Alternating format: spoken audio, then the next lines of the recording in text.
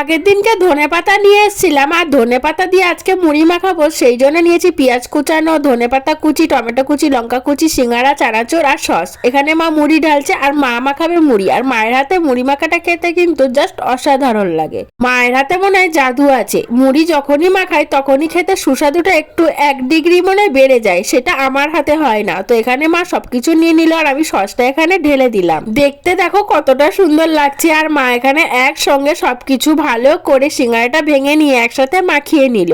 সবকিছু মাখানোর পরে নরম হয়ে যায় ঠিকই, কিন্তু খেতে কিন্তু জাস্ট অসাধারণ লাগে। তার সঙ্গে যদি গরম গরম ধোঁয়া ওঠা লিকার চা হয় তাহলে জাস্ট জমে যাবে কিন্তু ব্যাপারটা।